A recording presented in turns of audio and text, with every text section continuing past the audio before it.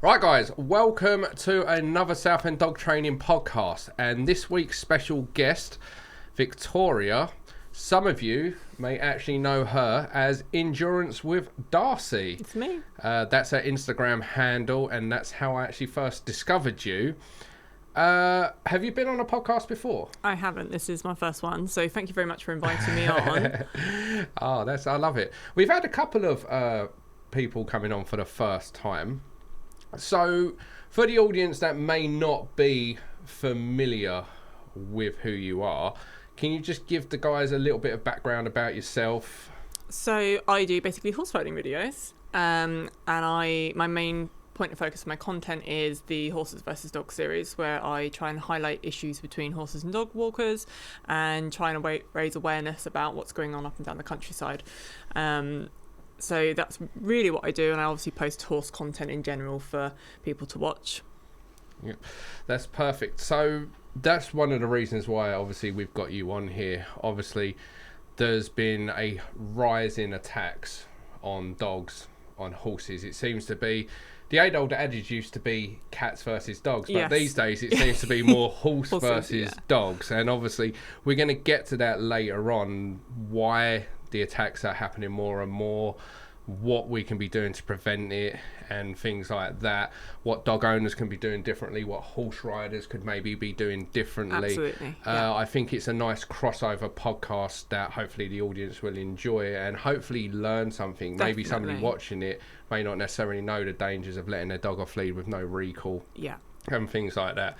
So before we begin, how did you get into horse riding? Oh, I come from a horsey background, so I've been brought up with horses. I'm quite lucky that my mum was very into horses from a young age, and so we've just always had them, basically. So I've been riding sitting on horses' back for over 30 years now. So really? Yeah, a long time. Wow. Do you compete at all, do shows or anything with horses?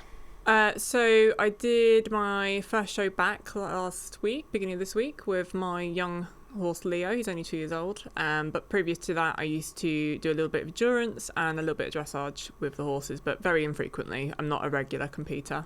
Okay. And what is endurance? Oh, so endurance, there's two ways of sort of wording it. So endurance can either be, think of long distance horse racing, or think of it as a technical hack. So when we say hack in horse language, we mean like basically a walk, like through the forest, through the woods, and that. So it's a long distance technical hack or a long distance horse race, and you get judged on how fast you've done it, but you have speed parameters you're not allowed to go over or under, and then how fit the horse is. You get vetted before you start, vetted in the middle, vetted when you finish, and there's lots of technical things like heart rates for the horse and stuff like that as well. So it's a technical long race, basically. Okay. How did you get on? Yeah, we did okay. Darcey, who is the one that does endurance, is retired now from competition, but she did really well when we were doing it. She's not the typical breed for endurance. Normally you see sort of Arabians as the more breed, and she's quite a heavy type. But she did quite well on the lower levels, so couldn't ask anything more from her. I love that. And how do you prepare for a show? Obviously, we've had a couple of competitive people on here. Yeah.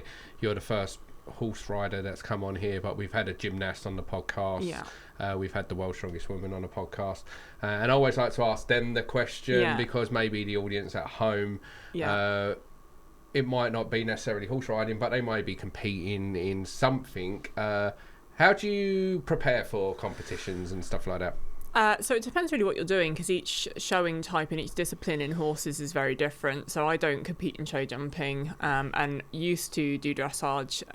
So with dressage, it's more about making sure the horse is fit, clean, healthy, and you have to plait them up and make them look all pretty and make sure your gear's all nice and clean, the same as you would do for normal ridden showing. But for endurance, it's more if the tack fits and it's legal and it's comfortable, you go. And it's a much easier, there's no set outfit, you don't even have to ride with a bridle. Like it's there's different legalities in different countries for endurance, but it's a brilliant sport, so you don't have to do too much sort of preparation the day before or anything. But for endurance, because it's such a long distance, you have to make sure your horse is incredibly fit to do endurance. The lower levels you could probably do with just sort of an average fitness But for the upper levels, it's a lot of work, a lot of preparation, and I mean months of Really? constant riding and preparation for fitness. But with dressage, if you're just going to do a little intro test, you can sort of just grab the horse out the field and take it down the road and do one. It's only 4 minutes long. So yeah, big difference in preparations between different disciplines. So Darcey, obviously you said she's retired. Yeah. Is that where your Instagram name come from, Endurance with Darcey? Yeah, so originally, before I actually started doing social media properly, I started Endurance with Darcey on just Instagram about 6-7 years ago, and it was literally just so that I could follow other endurance riders and get into the sport and understand more about it, and hopefully get some hints and tips from them. So Endurance with Darcey, the name has been used for many years. I just didn't use it properly until very recently. But because Darcey being the main star of the page, I just thought, you know what, it's easier just to keep the name going. And because endurance is a discipline that I absolutely love and will go back into it with my young horse, that's sort of, we're just going to keep going with that name. I love that. And how many followers have you got now? I'm approaching 300,000 across platforms. So there's over 100,000 on TikTok, I think nearly 80,000 on Facebook, 50,000 on Instagram, and 30 or 40,000 on YouTube. So do you know what though, that is incredible if you think about that, right? I think about football stadiums when I try to put into context how many people can you fit in Wembley. Yeah and I think Wembley's what, 80,000 or something like that. So you could film that like 4 times over. It's like insane. if every single one of your followers come out, and it's really nice because they're all organic followers and they followed me for different reasons as well. It's not just because of like the Horses versus Dogs series. Some people follow me because of Max spooking at the colour blue, or because they want to see Leo's journey growing into a ridden horse. So it's a mixed bag of organic. Let's just circle back. Max spooking at the colour blue. Yes. Tell me more about that. So Max is my mum's horse, and for people that are horsey, he's an 18-2 Dutch warm blood. So 18-2 means that he's like, his withers are higher than me, like he's a big horse. And Max is just terrified of life, particularly the colour blue. And so there's quite a few famous videos on my page where he's seen something blue and just absolutely freaked out, and we've gone around and tried to desensitise him to the colour blue, and it just nothing works. But we've also found that he hates pigeons, and you know, like the glass recycling tubs that you put your glass in, absolutely terrified of those as well. Pigeons? Yeah, pigeons. I thought, for the best part, excuse my ignorance, but I thought for the best part, horses and birds always got along. It's not uncommon to see like a bird on the back of a horse, or I don't think Max would live if that happened to him. Honestly, he can't deal with life. He's just an anxiety-ridden horse, but he's a lovely horse. His personality's lovely. He's a really nice person, and he's a really easy horse to ride, but he just is terrified of anything and everything. I've met a few dogs over the years like that. Brings me on to my next question. Do you see any similarities between sort of training a horse and training dogs? Now, I know obviously you're not a dog trainer, but obviously when you're talking about dogs being spooked by funny things, I had a Rottweiler years ago that was spooked by a donut statue walking down the seafront, and I live right next to the seafront. We're quite spoilt in that aspect, and I just remember walking down the road with Daisy, my Rottweiler. This is 50-kilo Rottweiler, right? Walking down the road, all of a sudden she slams on her brakes. Now when a dog suddenly slams on its brakes at 50 kilos, you're like, what? Yeah. What's going on? Yeah. And I'm looking round, her hackles are up, she's letting out this low grumble. It's a donut statue outside the Sea Life Centre. Terrifying. It's terrifying. Might melt. Obviously, we worked her through it, so she was quite easy, because she was quite a confident dog anyway, she was quite easy to work through it. So all we did was walk past it, then she went into flight mode.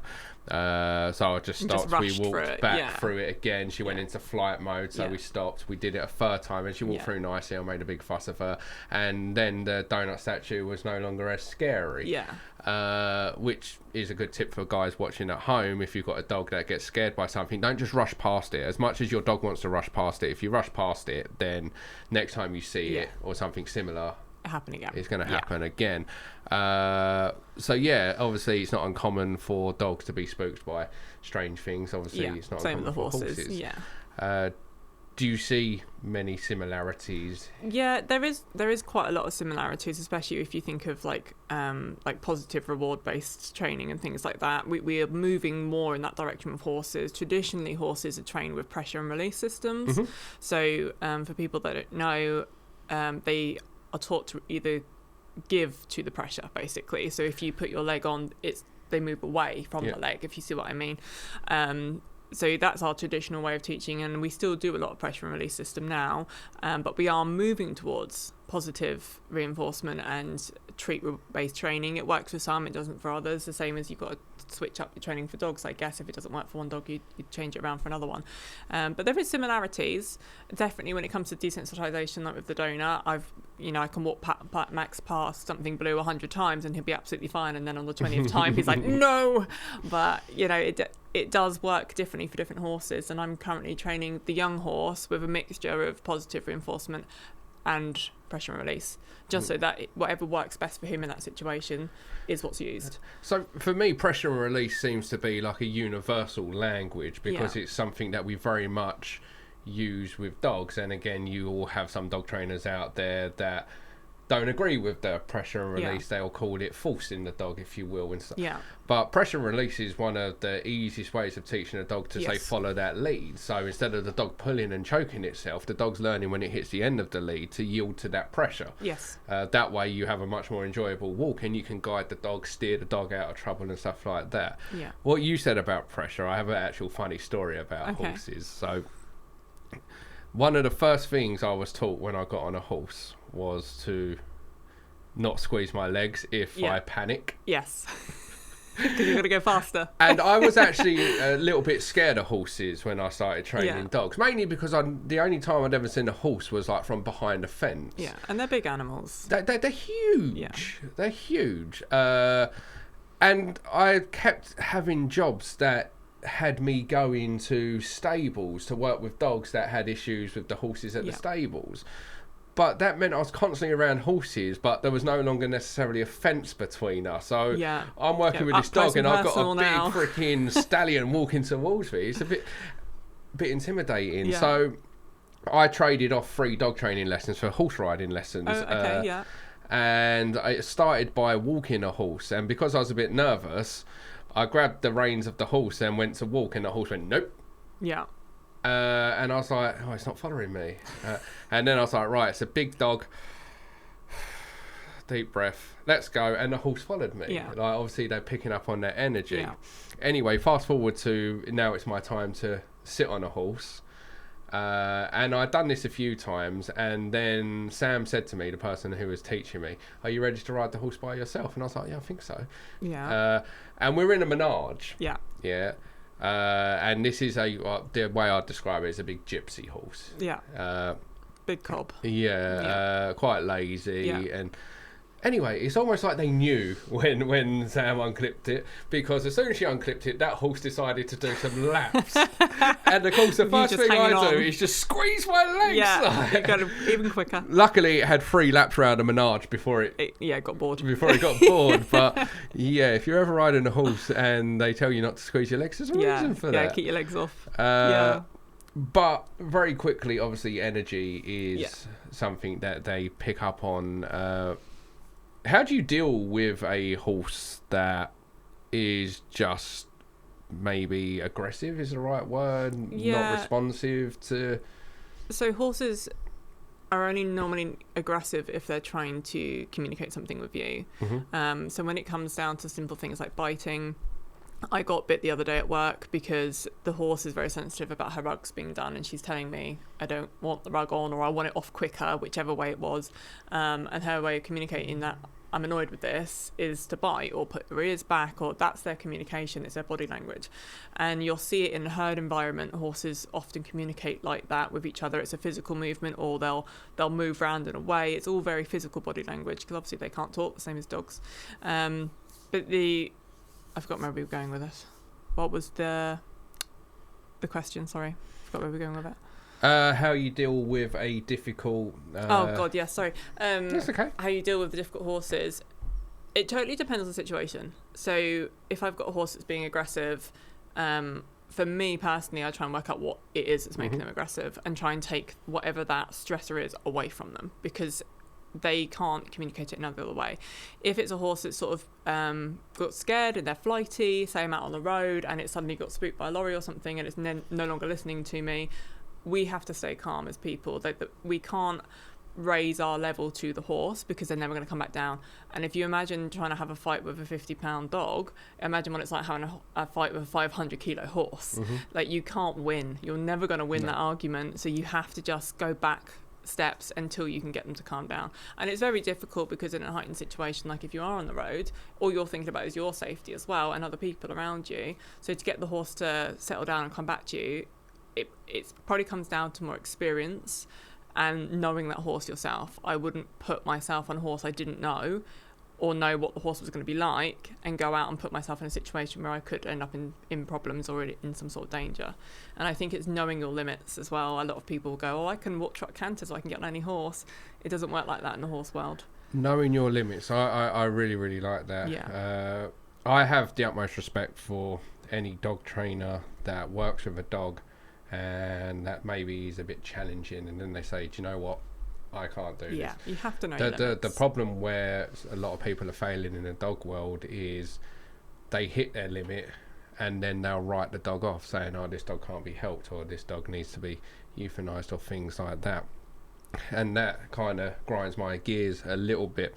We're going to touch on more of this later on in the podcast, what to do, because recently I was driving down the road and I could see somebody, I don't know if the dog was beyond their experience or if the dog was just having the horse was just having a moment. But as I'm driving down the road, I noticed that obviously there's a big queue back of traffic. I'm thinking, what's going on here? Obviously we're in the country, so it could be a tractor, it could be anything. Yeah. But it was a horse, and the horse, from what I could see, had been spooked by like some steam coming or smoke coming out of a house. And it's kind of rearing up and it's going back and forth. It's completely oblivious to obviously the cars. Luckily, all the cars had just come to a complete stop because it was too risky to try to go round it. We talk about obviously how to handle that situation, but what you touched upon about is obviously you can't go up to the dog's level. The dog, I keep saying dog, obviously, so programmed. But we see that a lot in the dog world. I get sent videos every single day of that people want me to react to. That's obviously how I discovered you in the first place. Somebody sent me your video going, oh, this is one that we need your opinion on. This is one for you to talk about. The video I got sent yesterday was a compilation of dogs acting aggressive, where the owner's either holding the lead or picking them up, and then when they drop the lead or put the dog down, all of a sudden it stops the behaviour completely. Energy is such an important part of training an animal. And what I try to teach my clients is to not mirror the dog, because the more frantic the dog gets, the more stressed the dog gets, the more the dog's acting up. You'll often find the owner will start to mirror that. They'll start to talk more, they'll start to panic more, they'll start to have quicker movements, and what happens is you'll find that the dog just keeps getting worse and worse and worse. Same as the horses.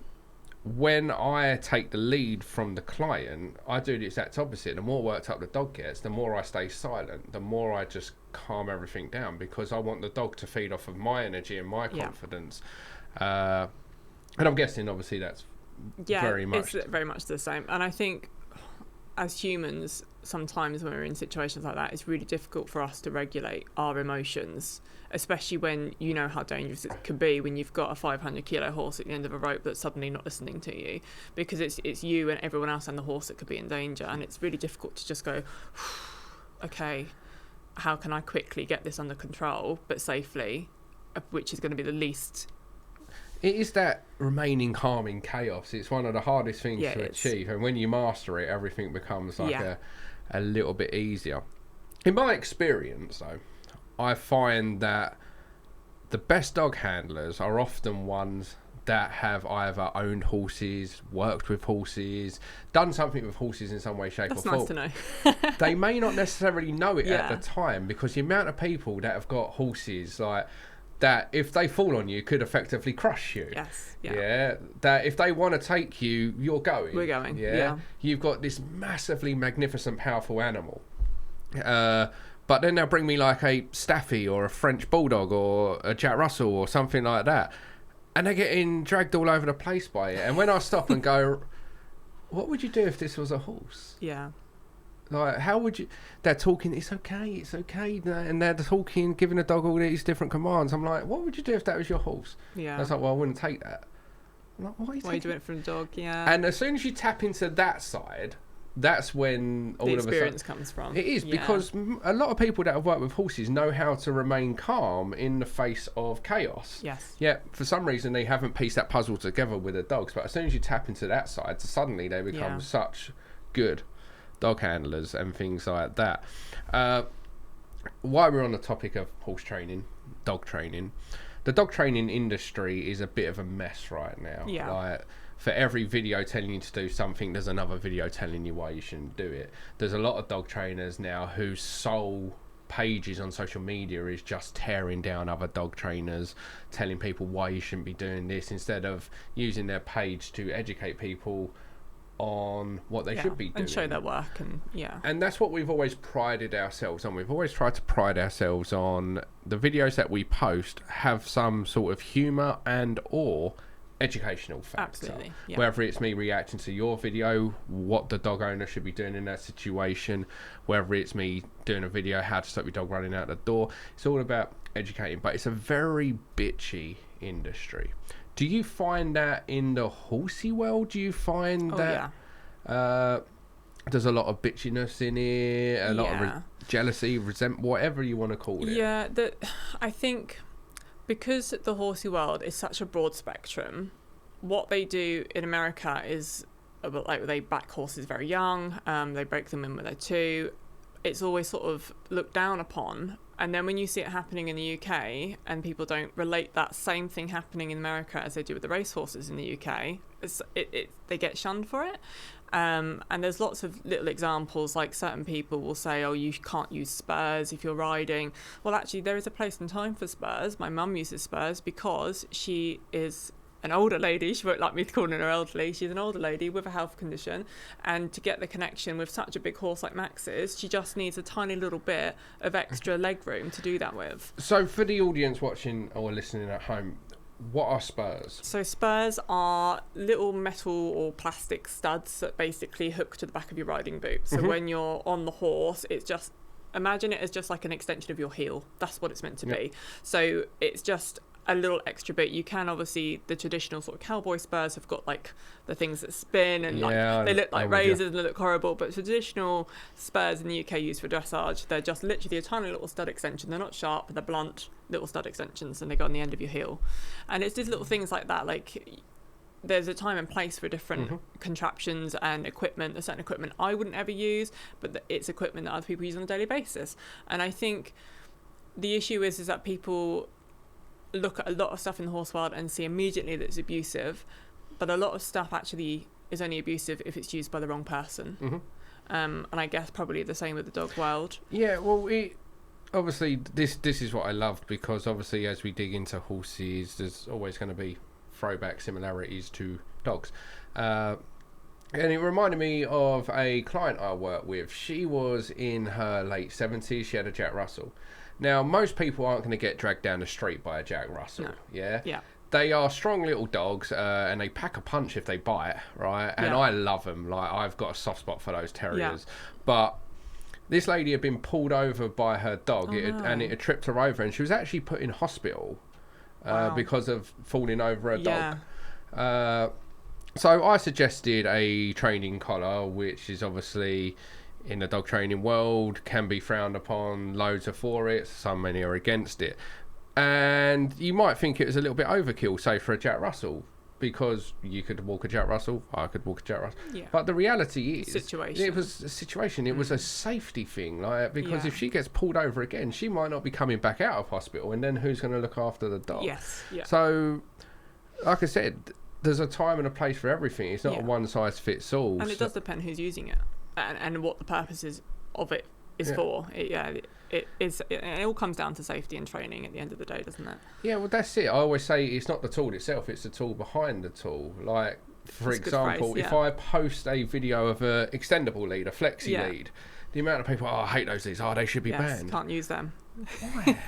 Why? They're a great tool. You're giving your dog freedom. The same as long lines. It's just because people are using it wrong. And this is what I mean. Everything should be about educating people. If you use a slip lead, somebody sent me a video of a lady yesterday, some dog trainer, like literally going, I wouldn't ever use a slip lead because I don't believe in choking my dog. I don't want to teach my dog through choking them to get them to listen. I'm like, Right. you are being so emotive right now. You're not Yeah. even being accurate with your description. I was like, yes, you can choke a dog with that, but I can choke a dog with a normal lead. Yes. Yeah, it's the idea is that you're not choking the dog, and Yeah. if you're choking the dog, you're probably doing something wrong. Yeah. But to villainize a certain tool and say that you should never use it, this is barbaric, this is should be banned, I don't think does anybody any favours, because it could be that right tool for that individual for the right reasons. Absolutely. And as long as they're using it safely. So do you obviously get a lot of that? Yeah, we get a lot of it. Spurs and different types of bits that we put in the horse's mouth. And obviously I use a bit. A lot of people don't like bits, and a lot of people have changed to bitless now. So it's basically just riding in sort of a basically leather head collar, but a more of a bridle type head collar for the horse.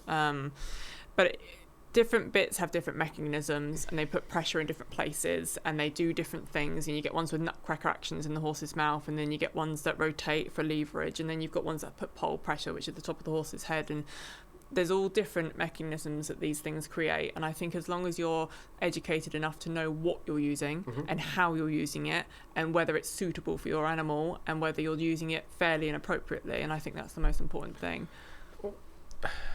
That's what I would like to see a change in, like, because all this bitchiness within the animal world, and it's not just in the animal world, you'll see it pretty much within any industry, but as you said, it's about the education, it's about the teaching, making sure people are using it properly.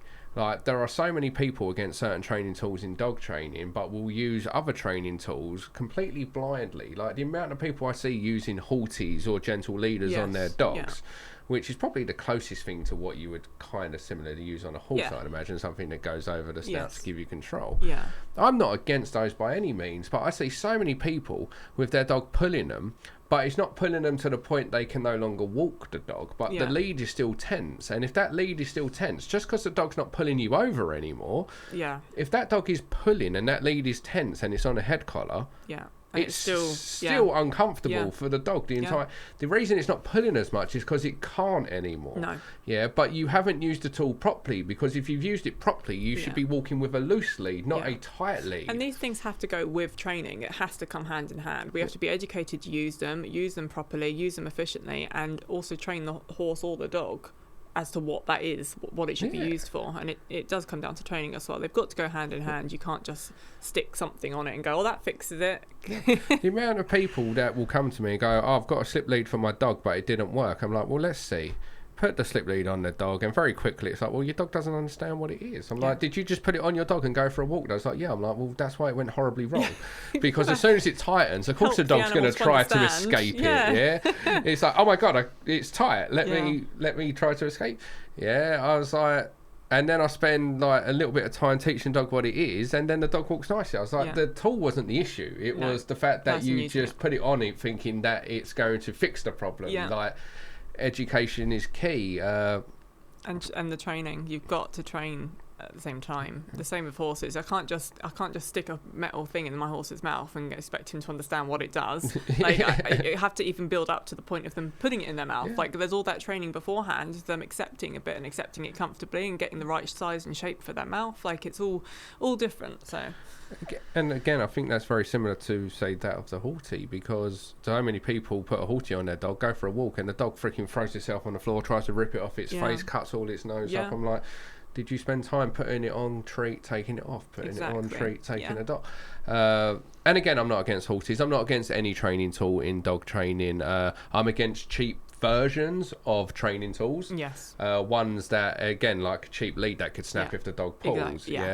But cheap versions of any training tool. And I'm against improper use of this. Not absolutely. My job is to educate people, and then you take what you want from that. Somebody messaged me the other day, if I come to you, do we have to use a slip lead? I said, no. I said, I don't know what we'd use with your dog, but my job is to tell you what I think is best for your dog. That's what you're paying me for. What you take from that is entirely up to you. But don't come crying to me in 6 months if it's not working because you chose to take just some of it and not all of it. and things like that. So let's get into the more gnarly, worrying, bits, stressy stuff that's going on in the world. The world, I can't speak. The real reason why I wanted to get you here, obviously, your Endurance with Darcey page is incredible, and you're using it to raise awareness. Because it seems like I'm almost getting daily videos. Like yesterday, I got sent a video of a horse in Canada, I think it was. It was either Canada or America. Going after a horse, and obviously you got the police and they're trying to whack the dog to keep it away. The day before that, I was sent, it was an old video from last year, but it's doing the rounds again of a police horse in London being attacked by a dog. It's quite an old video, that one. I shared recently a mother and daughter out and a dog going after the horse, and all you can hear is the child screaming. Yeah, and that was really distressing to hear. That was probably the hardest one I think I've shared, because obviously as a father, screaming really hurt me as well. As a father, and the fact that my daughter is 10 and she rides horses, it's really worrying. Is this something that you're seeing more and more when you're out with Darcey or with the horse? So what we've seen in the horse world is, say 15, 20 years ago, we'd go out for a ride and we'd probably very rarely meet somebody, maybe a pedestrian or maybe a cyclist. On the rare occasion, you'd say, hello, have a good day, and that was it. But now what I'm seeing is I'm meeting 6, 7, 8 dogs every ride. And that is a huge difference from 20 years ago. And the difference became more apparent when COVID hit, because of the mass rise in the dog population. And unfortunately, as you probably well know yourself, a lot of these dogs went to first-time dog owners, and they were just bred, bought and given to first-time dog owners, and then they didn't get the training or socialization they needed because of COVID. And now we're seeing them not as puppies but as fully grown dogs that are still not trained and socialized, which now have a problem with horses or anything really that's moving at the moment. And I get messages daily from farmers, from other dog owners, from dog walkers that are having the same issues with dogs as we are as horse riders. But the issue that we have is that the horse is not going to respond the same way as a human is going to respond, or as another dog's going to respond. And when you're on that horse's back, you are in a really vulnerable position, and absolutely it's our choice to be in that vulnerable position. But we are obviously going to use the countryside for our hobby, the same as you're going to use the countryside for your hobby, which is walking your dog and owning a dog. It's the same principle, isn't it? And it's, at the moment, from the British Horse Society statistics for 2024, 96% of incidents were from off-lead dogs. 96%. And this is why we, myself and my fellow campaigner Katie, and the people that support me, are asking people to just leash the dogs when we're there, because of that statistic. And actually, it doesn't really matter so much to me personally, and to a lot of riders. If you say that my dog might bark, that's fine, let us know, because then we can prepare the horse on ourselves that your dog might bark. But having it on the lead gives us that little bit more safety, and the dog, because the dogs have had horrific injuries from kickback from horses, and it's just a massive safety thing that's going on, and the incidents are getting worse and more frequent, and it is down to off-lead dogs and irresponsible owners not seeing the consequences of what could happen. Okay, so obviously you mentioned COVID. Do you think that's obviously the big reason for it? Why do you think it's getting so out of control? Because obviously we're here to focus on dogs going after horses and things like that, but we're seeing so many incidents now, dog on dog, dog on people, dogs going missing. Almost every day I see a new dog that's gone missing on pages on Facebook. There are so many incidences now involving dogs, and we can't keep blaming COVID for what that was years ago. Yeah. But something has changed since then. Something has changed. Well, there was over 4 million dogs extra. Over 4 million dogs extra just from COVID. And if you think that they've become adults and now bred, and we've got even more now, God knows what the total number of dogs is. But I think the increased number of incidents is purely because we now have social media, so people are now more connected and more aware of what's happening, and also because there seems to be some sort of entitlement that dogs are entitled to be off lead, and that is an issue that I think a lot of people are facing, even the dog walkers themselves, when they've got a dog just charging up to them. It's okay, he's friendly, and we get that as horse riders as well. But it's due to the mass rise. Do people shout that out to you? Yeah. It's okay, he's friendly. Yeah, and I say it's okay, but my horse might not be. Horse isn't friendly to dogs. Yeah. Obviously, most horses are absolutely fine with dogs. They have dogs on the yard, they grow up with dogs, they are fine with dogs. Most horses are fine with dogs. The issue is that most horses are not fine with being attacked by a dog, or a dog running up to them at speed because they're excited, or a dog suddenly going between their legs and barking, because the dogs at the yard wouldn't be allowed to do that. They'd be trained not to do it. You can't prepare a horse for that. How do you prepare a horse for a dog attacking it? Yeah. Just stay there, horse. Yeah, don't worry, it's fine. It'll stop in a minute. Yeah, good boy. But it's like asking us not to react. If a strange dog ran up to me and started barking and circling me and growling or whatever at me, I'd be feeling stressed from that. Mm-hmm. But you're asking a prey animal that doesn't have... we humanise them too much. It doesn't have the same thinking as we do to be able to deal with a situation like that. They can't. It'll trigger that fight or flight response. Exactly. And that can obviously be disastrous if you're on a horse and you've got a horse rider. That's the thing that worries me the most. I'm generally quite a calm person, but I don't know if I'd be able to keep my cool if I was out with my daughter and somebody put her in danger for their complete ignorance of letting a dog off the lead with no recall and shouting out, it's okay, he's friendly. Putting my daughter and it honestly, that is one of the scariest things to think about. Is what is the scariest situation that you've been in, or scariest situation that you know of? So scariest situation that I've been in actually happened before we had like social media. I'm talking like the MySpace days, like long time ago. And I was riding my friend's horse and she was riding her other horse, and we were on a local common, and we were just walking through it's quite a sandy bit. We were walking through the sand bit, and this guy's dog, I don't know what it was. I'm guessing it was some sort of staffy pit mix sort of thing, but this is going back a long time ago, so God knows what breed it was then. Came charging up to the horses, and the guy was calling it and calling it and calling it, and he couldn't get it back on the lead. Anyway, we stood for a little bit, and the dog just got more and more aggressive, rather than just going, oh, okay, this isn't fun, they're not running.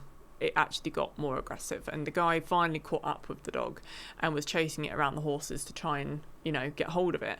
But by him then chasing it, it then became a game, and then it got even more aggressive, and it started to bite and jump up at my friend's horse's back legs and at her legs and her feet. The dog was jumping up to try and get, and so her horse obviously panicked and ran for its life.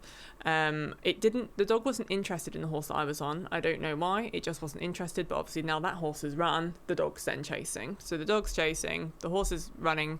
Lucky enough we were still on the common at that point, and my friend Laura managed to divert the dog down into there's like a little woodland car park.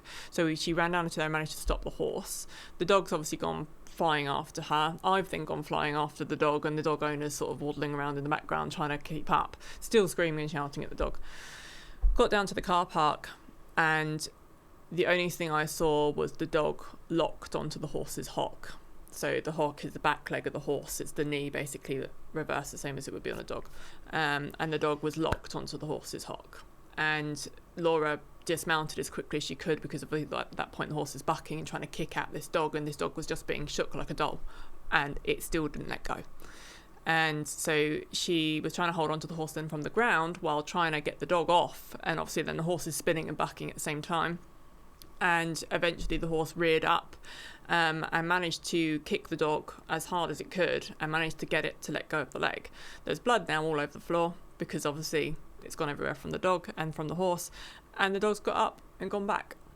And at this point the horse is reared up. Laura couldn't hold on to it anymore, because obviously it's 500 kilos, 600 kilos. It's reared up, she's had to let go, and the horses then ran onto the main road with the dog chasing it on the main road. And this is like 2 kilometres worth of space we've used from one dog being out of control. This is a big area of space. So me being the only person then with a horse that can move, I then had to gallop after the horse and the dog on the main road, which is, silly thing to do, but at the time being a teenager, that's what you do. You do your best to get hold of the animal. I managed to gallop my horse and catch up with hers and pull it up, and was then in a position where I had 2 horses and the dog still and attacking, still going. This went on for like 15 minutes. And luckily enough, I had my phone on me, so I rang 999 and the police could hear the dog in the background. Now, the dog eventually disappeared into the undergrowth. I think one of the horses managed to kick it again. And the police never found the dog or the owner. 4 weeks later, the dog was on the same common and attacked a child on a pony. And it's terrifying when you have nothing you can do to stop that dog. But the dog wasn't just attacking the horse, it was trying to go for Laura while she was sat on the horse. It was jumping up to get her legs. It wasn't going for the front of the horse or the side, it was her legs it was going for. The thing is, in that situation, like, what are you even meant to do? Because the reality is, I do videos on what to do if an off-lead dog comes charging at you. 9 out of 10 of them are bluffing. You stand your ground, don't run away, because as soon as you do, you can trigger that prey drive, the desire to go after you, or you can make that bluff a reality. Stand your ground, stamp your foot, away, sit, anything. Like most dogs on the planet know sit. If you've got a lead, spin that round. If you've got a ball thrower, use that. Away. And most dogs will back down if you are big and scary enough. But when you're on a horse and it's getting attacked, if you dismount the horse and you try to take hold of that dog, if that's the only thing left to do, because the dog is going to go, so you now have to physically either choke that dog out, physically restrain the dog. But if it's at the back end of a horse, you run the risk of you not only getting bit also, by that dog, if it's a big enough horse, how are you meant to reach? I can't reach. And then, is it safer to dismount the horse? No. Well, this is the argument. It completely depends on the horse and the situation. If the dog is obviously drawing blood or whatever from the horse, I'd say to anybody, run. Which we are meant to stand still, but at that point you've done it. Like you've got no other choice. Go. And obviously dogs can keep up with horses. This is a misconception that they can't. They can. And the issue is with a horse and where the land is at the moment, all land across the UK, at some point you're going to hit a road. How fit's your horse? And how far is that dog going to keep going? Well, the other thing is, if we take like the most common spots in which people are going to ride a horse, for me, I think of where my daughter does horse riding lessons. It's in a woods. You can run away in the woods, but you're very quickly going to run into another dog, and you run that risk of crashing into someone. I mean, it doesn't bear thinking about. What is the best thing to do in that situation? If, like, let's say, obviously, if a dog comes charging at you when you're in the woods or you're out on the streets and you're on the horse, what? So our guidelines from the British Horse Society, and I think they're just standard guidelines really, is to stand still first and foremost, because what we don't want to do is initiate a prey drive or a herding drive or some sort of chase with the dog. So stand still. Shout to the dog owner, can you call your dog back, please? And if they can get hold of the dog or the dog recalls, great, fantastic, situation solved. If they can't and the dog starts to get more irate, we are still told to stand still until we can no longer stand still. For myself, would I get off? Completely depends on the situation. If the horse is throwing itself around because it's being physically attacked, it's no longer safe for me to be on its back because I can be seriously injured. But it's also not safe for me to be on the floor because the horse is panicking and then I've got the dog to deal with as well.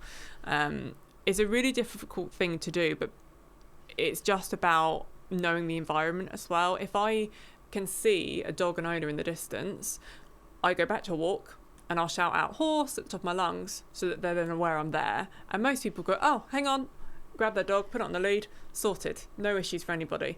But it's the dogs that are unpredictable, that run at you, that cause the biggest issues, that are off lead, no recall, barely any training, get really excited, and that excitement quickly turns into something else, and that's the issue we're facing at the moment. Okay, so I've got a couple of questions coming up. Number one, where are horses permitted?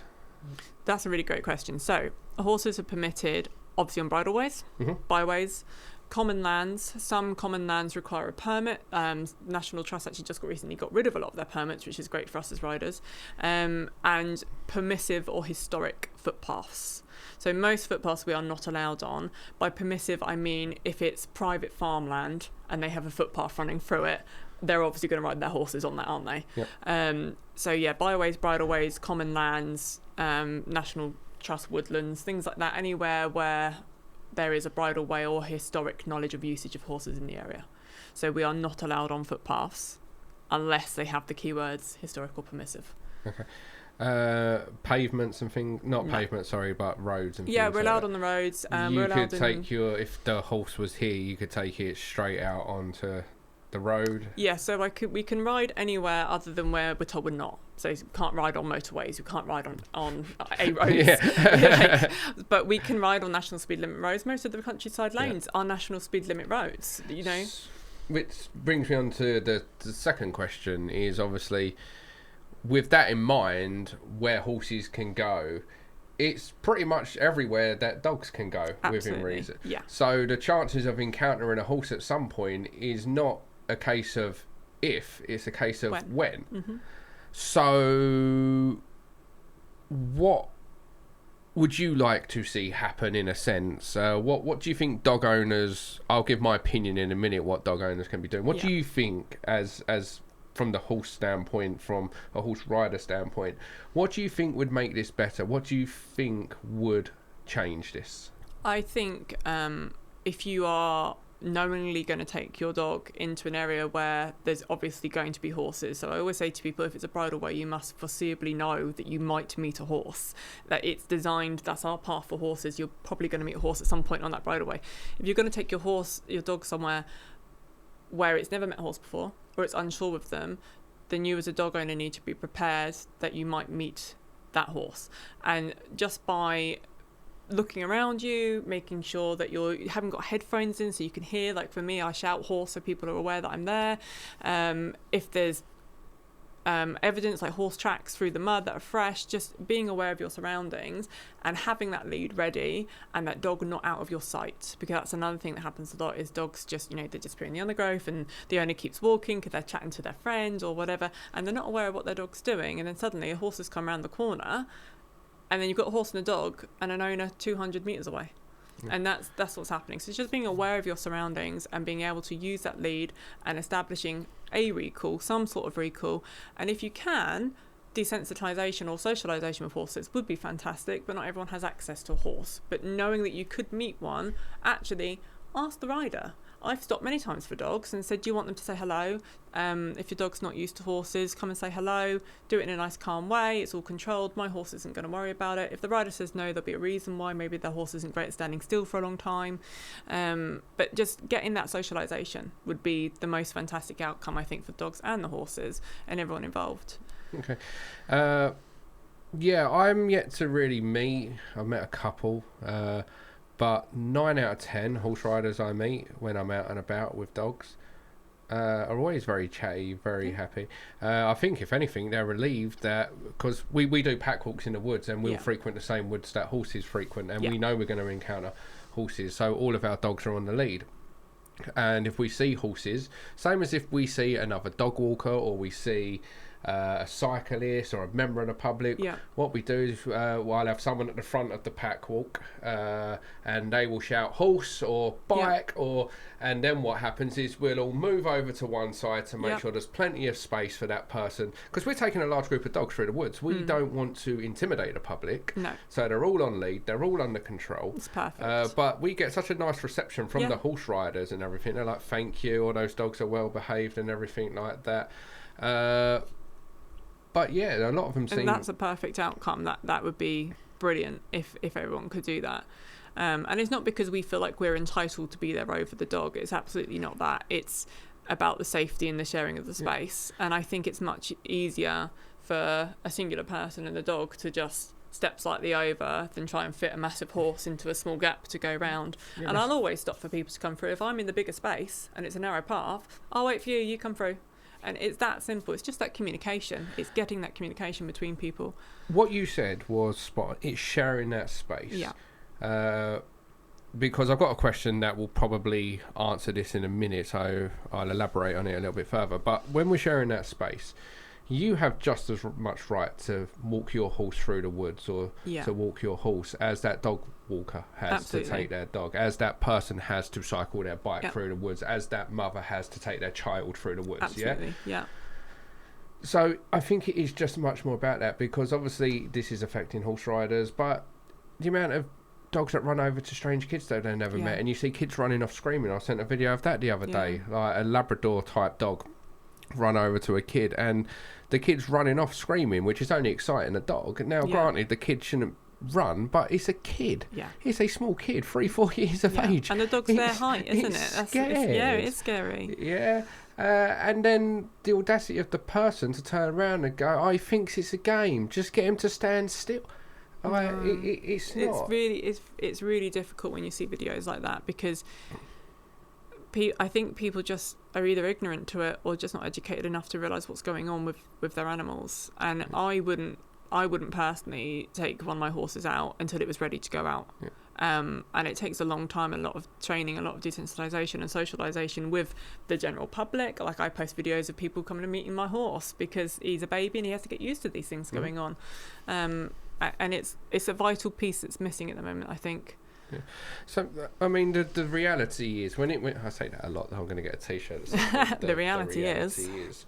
Right, but knowing that we're going to encounter horses and things like that, I think the big problem that we have is, obviously, people either underestimate their dog. I see that a lot. I see it with Staffy owners, see it with Rottweiler owners, see it with breeds that have got bad reputation, or just other dogs in general, because their dog's friendly. "Oh, my dog wouldn't hurt a fly. My dog wouldn't hurt a fly."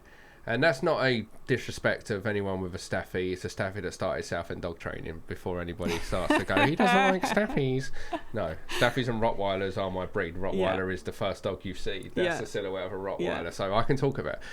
But it's a lot of sort of naivety to having a Staffy and going, "Well, it wouldn't hurt a fly." Yeah, but the consequences. Has it been around horses? Has it been around a horse that might be spooked? Has it been around a horse that might be trotting quite fast?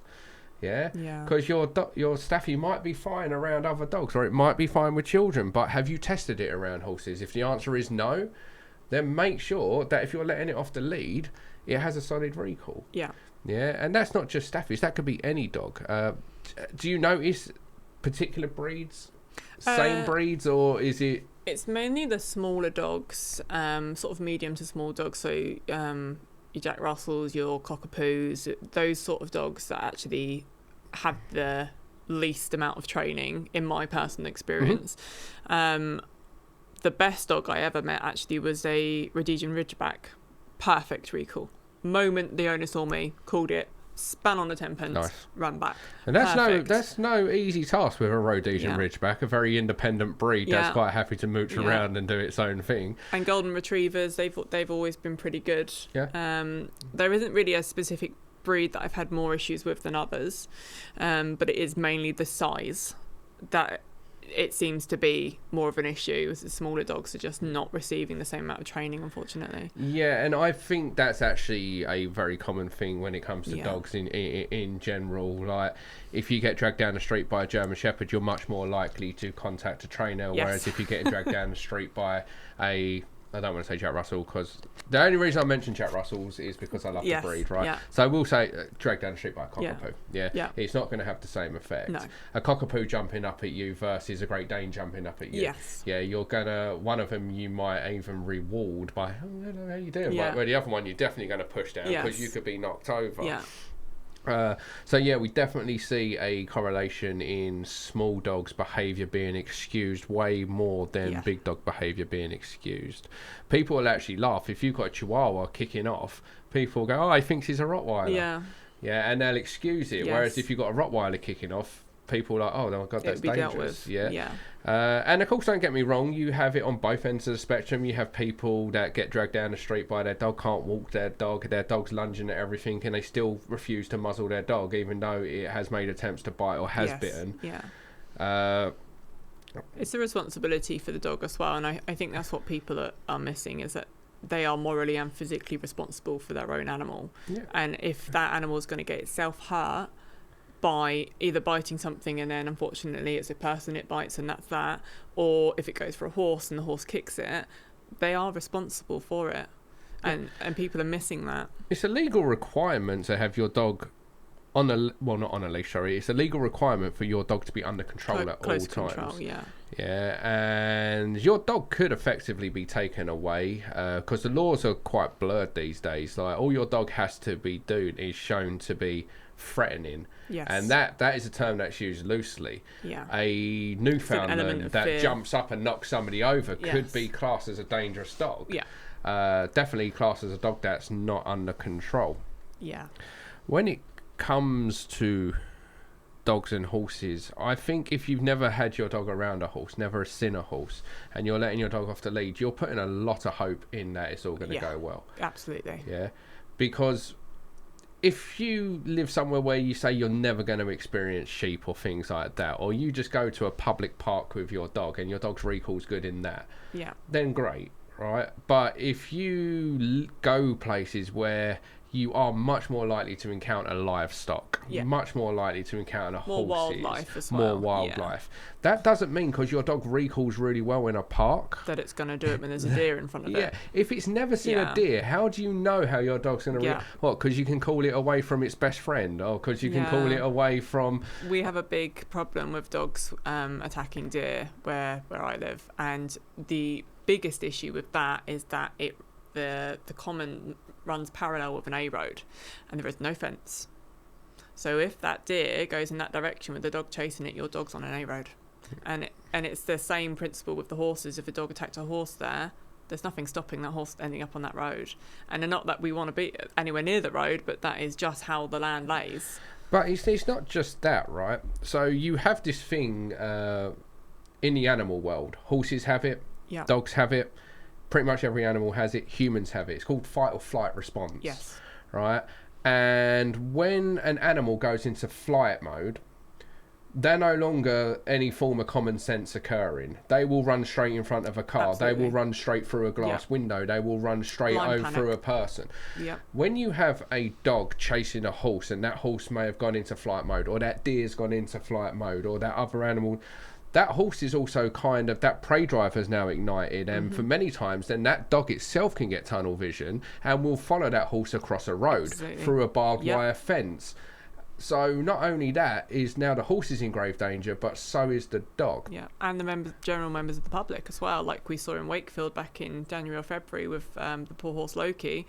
The dog owner refused to put his dog on the lead, swore at the two girls that were with the horse, and then the dog continued to do whatever the dog was doing to the horse and spook it, and the horse reared up or threw the rider off its back and went onto a main road and was hit by a car. The car's completely written off. Loki had 4 broken legs in the middle of the road, so you've got all of the taxpayers' money clearing that up. You've got the car driver who's been completely innocent in the situation, but he's lost his car. He's got all that, and then obviously you've got the heartbreak of the family of the girls, and nobody knows who the dog is. And it's the general public that are also affected by these incidents, not just the riders and the dogs and the owners of the two animals. It's the general public as well. Without trying to sound too emotive in a sense, but I feel like this is something that people really need to hear. How dangerous can it be for a dog going after a horse? How dangerous can it be? Death. Death is the answer. Yeah. One kick could kill a person. Imagine what it will do to your Labrador when its skull's half the size of ours. That's it. Obviously, I know the answer to this because I've reacted to videos on this, but for the audience listening, a horse kicking your dog in the head could result in death to that dog. Absolutely. Yeah, and not just necessarily in the head. If it gets trodden on by the horse, because it's between the horse's legs, you've got broken legs, broken ribs, internal bleeding, punctured lungs because of the ribs. It's not a nice situation to be in. How bad is it to be thrown off a horse? It hurts. I fell off a couple of weeks ago. Landed on my head. It hurts. Yeah. It does hurt. Obviously, I wear full body gear and everything and a helmet. But it does hurt, and it's even worse when you've fallen off and you can't get back up. And say, for example, just as a imaginary tale, if I fell off because of a dog and I couldn't get back up, say I broke my leg or my back or something, and my horse is then trying to defend itself with no one to stop what's going on. What could also be worse is obviously being thrown off a horse because it's being attacked by a dog. You end up right under the horse as it's kicking, and you get trapped. And I can't go anywhere. Yep. And all of this really can be avoided with a lead and training your dog. Yeah, and we're not asking for leads permanently. We don't want to do that. We think that dogs should be able to enjoy their freedom as much as we do, and we should all be sharing the countryside, and it should just be a nice, oh, hello, good morning, good, afternoon, and keep walking, and we should share the space. But what we are asking is, if you see us, please just leash your dog while we're there. That's all we're asking you to do, and literally that could be 10 seconds to a minute. It doesn't destroy your dog's freedom, it doesn't interrupt your walk, it doesn't do anything. The thing is, I imagine that the incidents in which people have experienced around horses, where dogs are going after horses and things, I imagine a lot of those were probably first time incidents where the owner didn't actually expect that.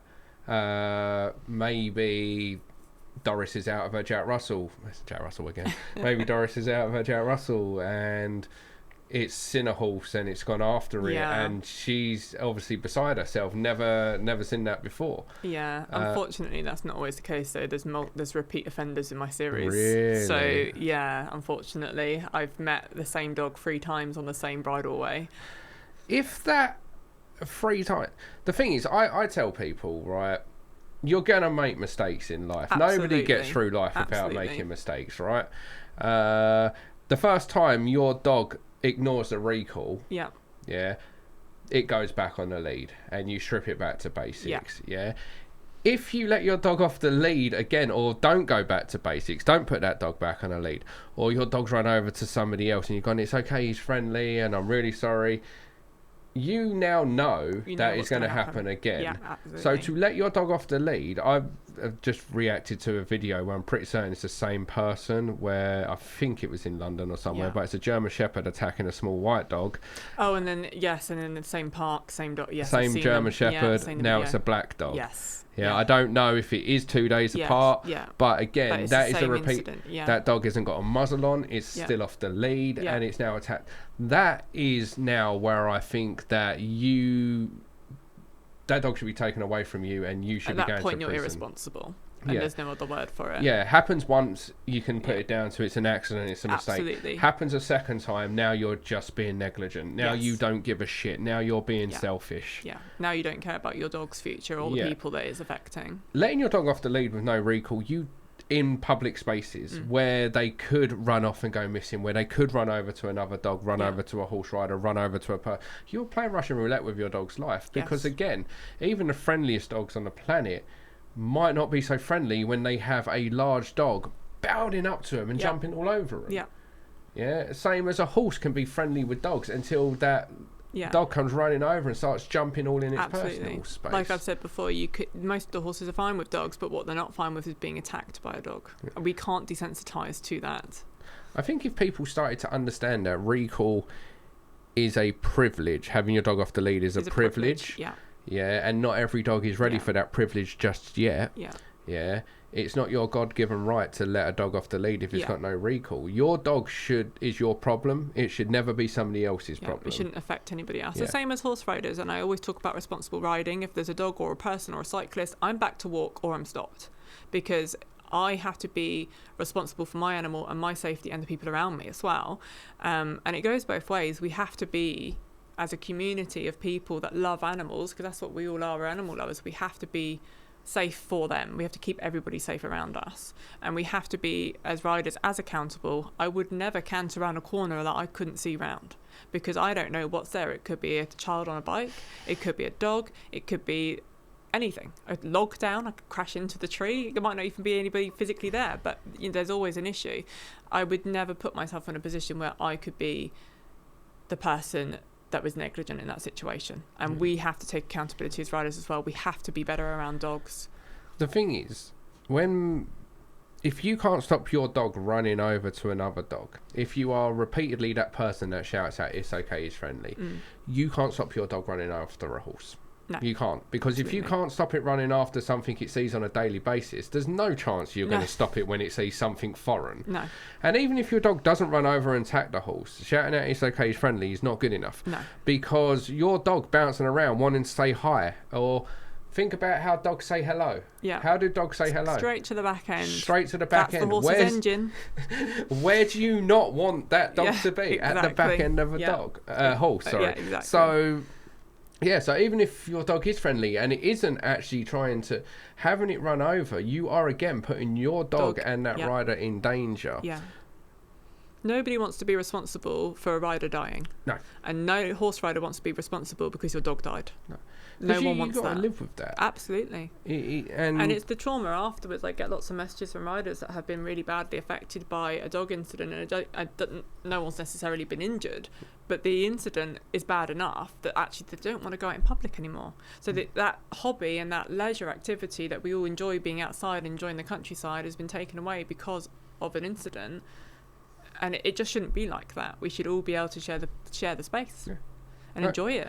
I agree 100%. The thing is, put your dog on a long lead. You can get long leads. You can get extendable leads, which we mentioned previously at the start of this. A lot of people are against them, but if you use it properly and get a decent quality one. And it depends where you are as well. It's not like you're going to be walking through the undergrowth with it either. If it's a massive open common land, I don't see any reason why you couldn't use one of those. I also want people listening to understand I'm not advocating for all dogs being on a lead. I'm not saying that your dog shouldn't be able to be off the lead. Absolutely.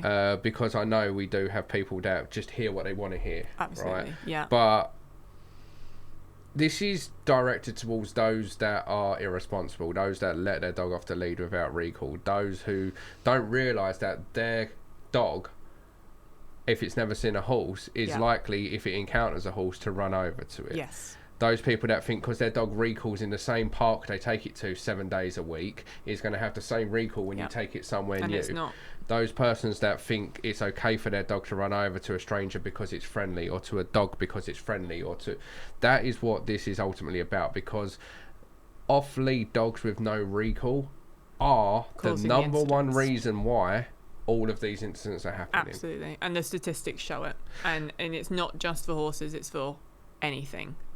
And obviously people are not going to keep their dogs on lead because there could be a squirrel around. That's not what we're talking about. We're talking about a squirrel has a fighting chance. There's so many trees in the woods. It's just straight up. But it's physically people being there, cyclists, other people, children. Just I wouldn't, and I'm hoping a lot of the horse riders watching this would agree with me, I would never trot or canter past a child because there's a risk to them that it could scare them. So why would you allow your dog to do the same and run up to the child? I just couldn't do it. No. So I see that you've started an online petition. Yeah. Can you tell us what that petition's for? So the petition was to update the Dangerous Dogs Act to specifically include horses. So what we found when incidents are being reported to the police, including my own incidents, is that the police were very supportive but would not go any further than either no outcome or a dog behavioural contract.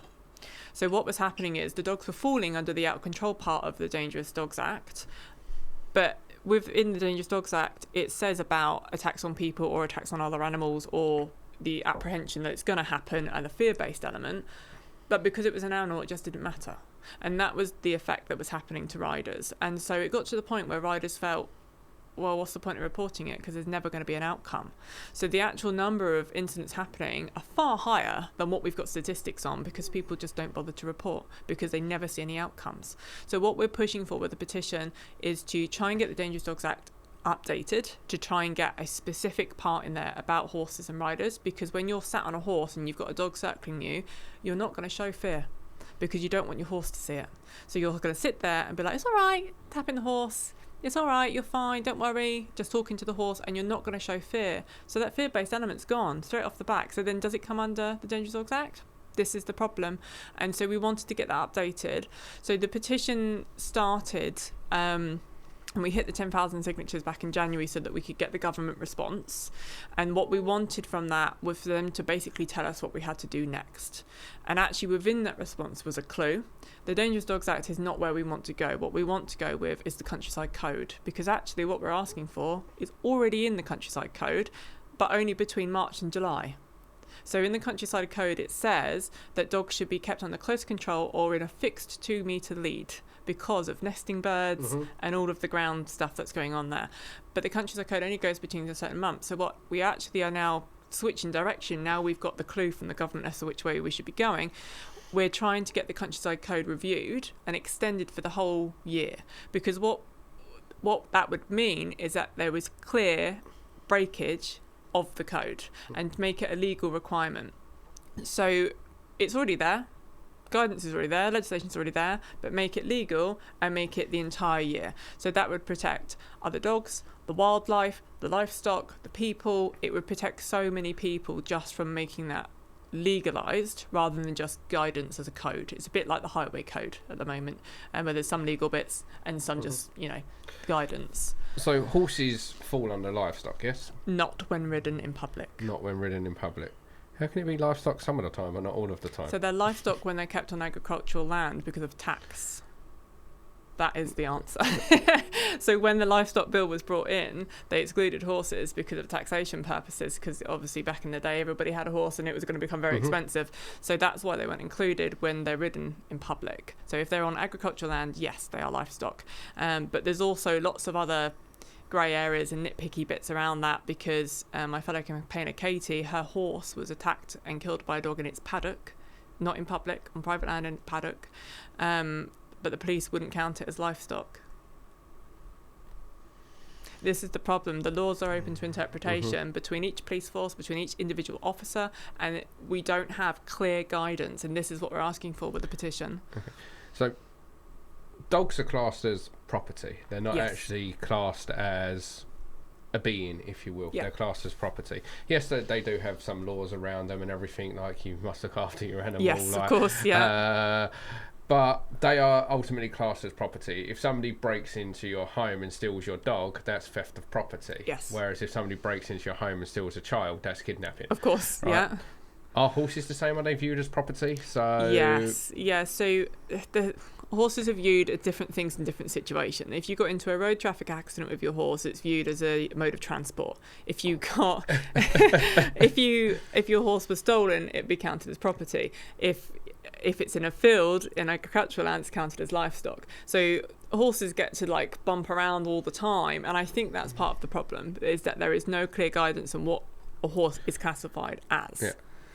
So the reality is, do you think there should be harsher punishment for those with out of control dogs, out of control animals? Let's just say. Yeah, out of control animals.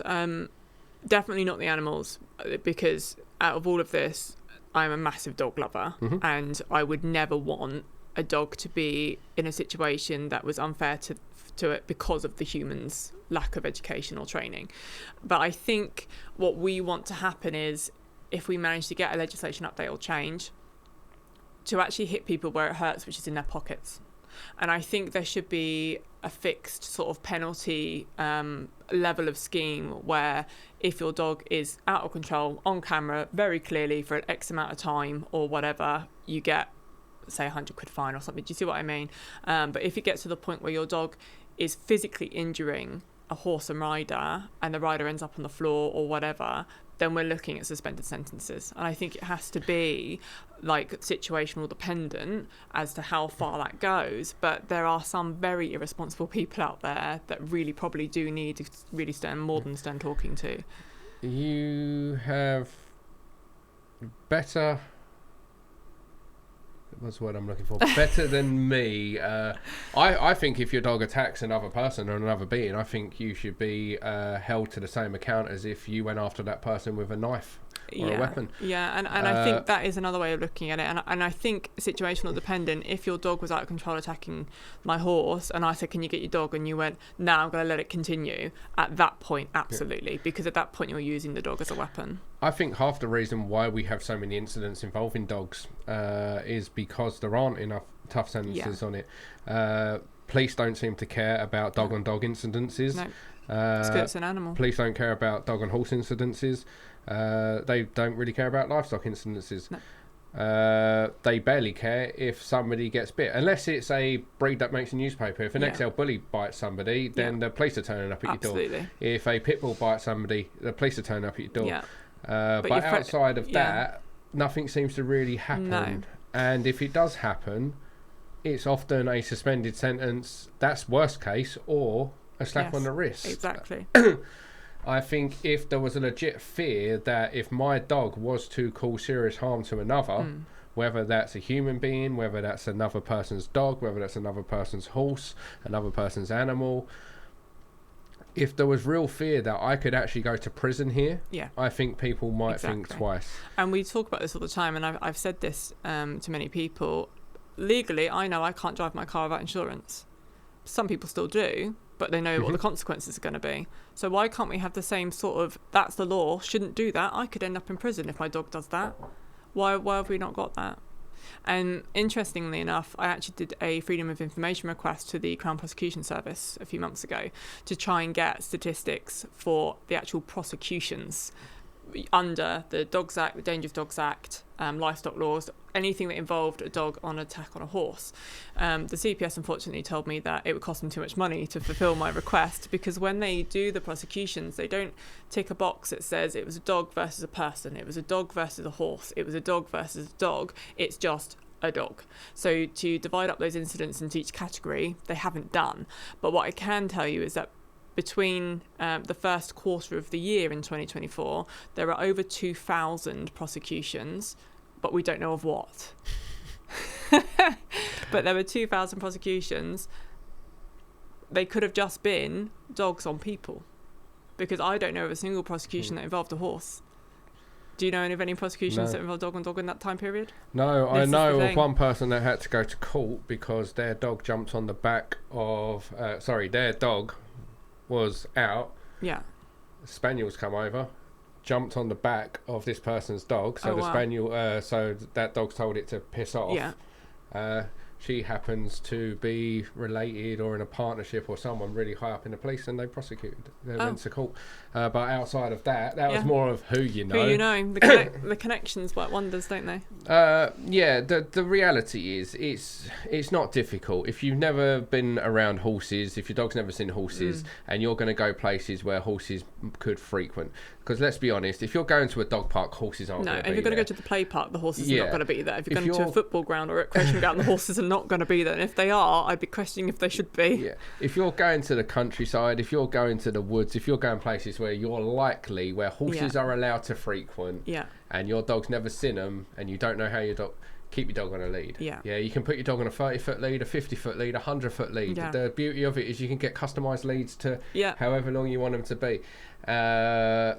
It just means your dog can have freedom but safely. And plus, if your dog's more than 100 foot away from you, something's gone horribly wrong anyway. Yeah, definitely. Yeah, so, excuse me. So you want to make sure that there's that. And don't rely on the fact that if your dog has a decent recall, but you only go to the same place all the time, and you don't frequently go somewhere new, don't think your dog's going to have that reliable recall in that new place. No, you need to practice it everywhere. Yeah. Everywhere. All of these incidents are so easily avoided. Remember, guys, your dog is your problem and should never, ever be somebody else's problem. And it becomes somebody else's problem when all of a sudden they are fighting for their life or trying to get you to get your dog away from them. And they don't need to justify themselves to you. If they tell you to come and get your dog, just come and get your dog. And if you can't get your dog, it shouldn't be off lead. I agree. Absolutely. Last question for you. Have you faced much backlash in doing what you're doing with your Endurance with Darcey page? Absolutely. Every single day I have to justify why I'm doing it to myself. And then I remember that if I wasn't doing it, who would be? And I think this is the important thing to remember. The public have put me in this position. Yes, I started the series. Yes, it got interest, some international interest. I had politicians in Italy sharing the videos. Amazing. But the public have put me in this position. When there's a video that I might not have seen, or if I have seen it, I'm still tagged 6,000 times in this video because they want me to see it, they want me to use it, they want me to spread the awareness. And I've had a tremendous amount of support from people, from dog owners, from dog walkers, from the horse community. But I've also had backlash. I've had riders that ride with their dogs that don't want there to be any sort of leash control because they want to be able to ride with their dogs. But that's such a small minority of people, and the bigger picture is actually what's best for everybody else. Yeah. And I've had some horrendous comments. I've had people tell me that I've said that I want dogs on the lead at all time. I've never once said that. Dogs have every right to their freedom, the same as we do as people, and the same as, you know, the horses do to an extent. I wouldn't let my 500 kilo animal just run up to a random person without a lead. But there is a backlash, but it's a subject that is extremely important. And whether this takes a year or takes 10 years, there will be a change which gives better protection to everybody in the country, not just horse riders.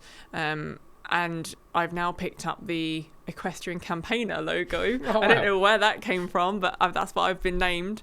This has opened up a load of opportunities, like sitting here speaking to you.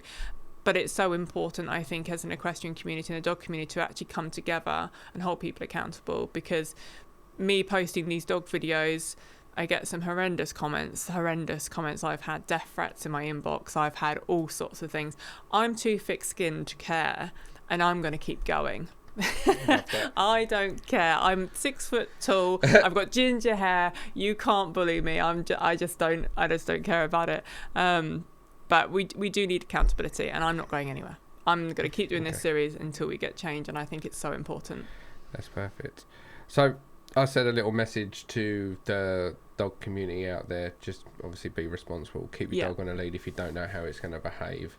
Your dog can still have freedom. It can still enjoy itself. Just remember that your dog is your responsibility. Yeah, if you can't stop it running over to something, it shouldn't be off the lead. That doesn't mean it can never go off the lead. Just means that you need to do some training, because when your dog's off lead, it's a responsibility. Yeah, and not all dogs can cope with that responsibility or know what they should be doing when they're off lead. Just keep it on the lead if it's not trained. Absolutely. Yeah? If your dog's trained, if it comes back like that Ridgeback you mentioned, like a lot of the people that are working with Southend Dog Training that want their dog off lead, the dog's now safely off lead and things like that. If your dog, if it doesn't run over, it doesn't bother anyone, comes back when you call it, then by all means, you've earned that right. Absolutely. And enjoy that. Yeah. Do you have a message to, say, horse riders? I don't know if I've not encountered many knobby horse riders. Knobby is a word. Not encountered many knobby horse riders, but is there something horse riders could be, other dickhead horse riders out there? Is there a message that you might have for them? Like, absolutely. So as riders, we need to be responsible. We need to ride responsibly. If there is somebody or a dog in the distance, please go back to a walk and shout, I'm here. Let them know that you're there, because they might not be aware of your presence. And just be polite. And if something is going to go wrong, say, for example, dog walkers do this all the time. They get their dog and they're really great and they're amazing. They've got hold of the dog and then they go and hide in the bush. Please don't hide in the bush. Because the horse has gone, oh, they're gone. Oh, wait, there they are. So just, communicate, say thank you, be polite, go back down to a walk, stop if you need to, and be responsible. And the first port of call for when attacks happen, ring the police, report it to the police, and then report it to the British Horse Society. We need statistics so that we can keep going with this, and without the statistics we're sort of like swimming in deep water with no paddle. Like we have to get those statistics. But please report to the police. Even if there's no outcome, it presents statistics, it gives a log of what's happening, and obviously ride with a camera if you can. That would be my biggest thing, ride with a camera, because the more people we can hold accountable, the better. To be fair, I think that's very, very important. I think that if everybody just had like a little GoPro or something when they go out, it would just protect them a little bit more as well. And I've seen people not realise there's a camera on until the last minute on the roads, and then they've gone, oh, she's got a camera, and slammed on their brakes. It does have effects, and dog walkers see the camera on top of my head and they see that red light flash and they know it's on record. And they act better. They act more responsibly, and it's as a reporting function as well. You've got it on camera. If something seriously went wrong, you've got it on camera. And we have managed to identify people in the past from camera footage. My my attack last 2023 in April, she gave me fake details and fake number and fake name and took no responsibility for what happened. But the police said I can put it on social media for an appeal. And within an hour, I had 3 messages giving me her name and her address. And that's the power of social media now. And having camera footage, I could identify her from the footage, is really important. Right, it's that time where we ask the audience. Oh, yes, the audience questions. Yes, okay. so... Put me on the spot. Thanks, guys. Put you on the spot. This is where it goes horribly wrong because Okay. I'm never prepared for this segment. But I like to ask the audience some questions for the guests that they may have. Okay. Now, the audience very rarely ever listens and they just ask me questions about how to help their dog. Now, I made this video so specific that even a 3-year-old could understand it. Yeah. It was, guys, this is not an Ask Me Anything. Yeah. This is questions for our guest on the podcast. So let's see what we've got. See all. How do I stop your reactive dog from reacting to barking from other dogs? Well, we're off to a flying start here. Well Thank done. you, Miss Vitae K. Just simply how to keep my dog calm and not hysterical barking when she sees a horse. Okay, so that's more of a question. It's a question for you, really. Yeah, but it's got horse in it, so I'll let this person off. I'll go. I would recommend booking in a session with us, and I'm not saying that so we can make money, but ultimately we have 3 horses here at our training centre that we can do desensitising to. There are also desensitising videos on YouTube of what you can do counter conditioning your dog.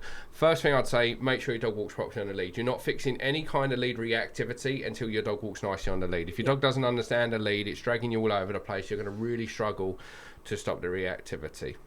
Get it walking on the lead. Go somewhere where you can see horses but keep your distance. If you can't find somebody, then as I said, our training centre, we have 3 horses. Bring your dog to our training centre, we can work at a distance, and you just want to work at a distance that your dog's happy with.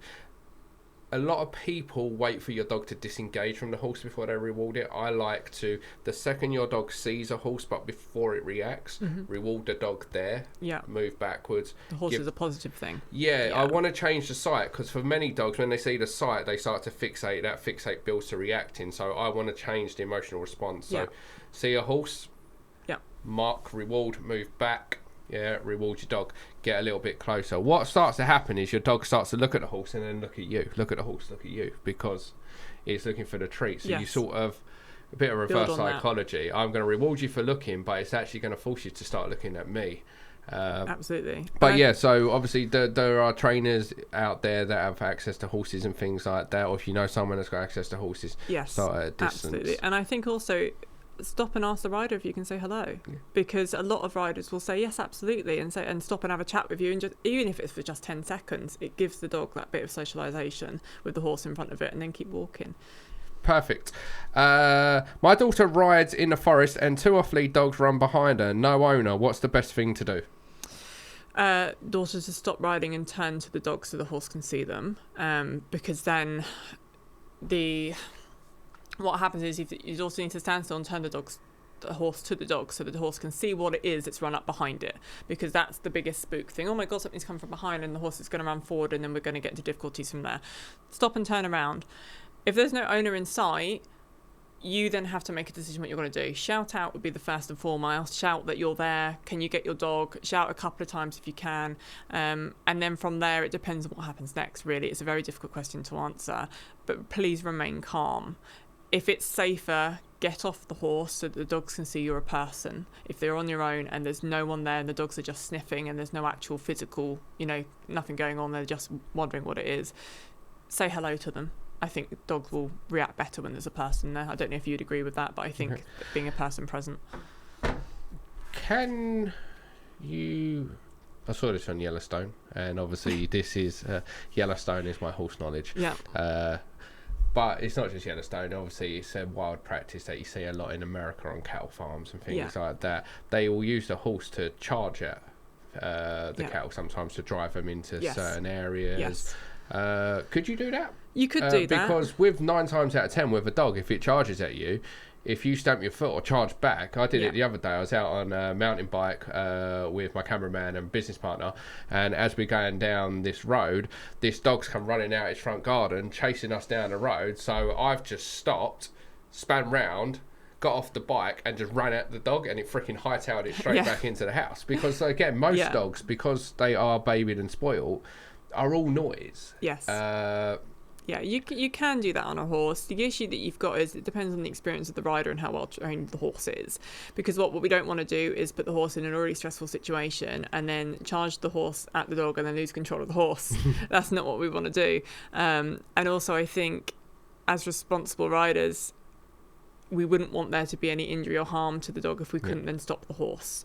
There is situations where that would absolutely be appropriate to do. Absolutely. If you've got no other options, definitely go for it, because once you've exhausted everything, it's your safety at the end of the day. But you could do that. Bearing in mind, though, the UK is very different to Yellowstone, and there's normally gates or trees or roads or obstacles in the way. So the space you'd have to do that would also depend. So, yeah. I thought, I mean, obviously we've seen lots of horses, police horses getting attacked, like, which, if they're attacking police horses, nobody's safe. No. But obviously, even they didn't employ that tactic or things like that. It's get off the horse and whack the horse with truncheons and things like that. Yeah. We did answer this briefly earlier, but Bella_was_Daisy. If a dog attacking my horse, should I get off or stay on? It depends what the dog is doing in the attack. If the horse is reacting and trying to buck and rear and kick out, then you're not safe on the horse's back anymore. If you fall from the horse, but if there is a dog there or not, if you fall, you're going to get hurt. There's a high possibility of a serious injury. So get off. Yeah. Absolutely get off. If the horse is just stood there and maybe just fidgeting a bit, you're probably likely better off on top, because you've got more control on top than you have from the floor. So something that can be very effective, I think, is something like a tennis racket or a ball launcher, something like that. I mean, I imagine if I was riding a horse, for example, and a dog has come out of nowhere and is trying to attack my horse, right? Getting off the horse for my safety as well.